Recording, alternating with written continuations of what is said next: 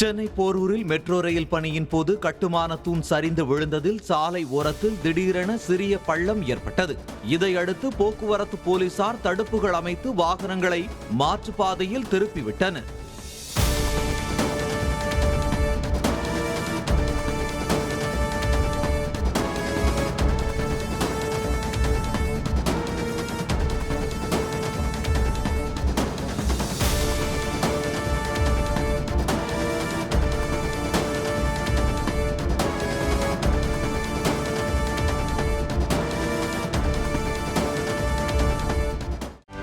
செய்திகளை உடனுக்குடனும் துல்லியமாகவும் தெரிந்து கொள்ள சப்ஸ்கிரைப் பண்ணுங்க.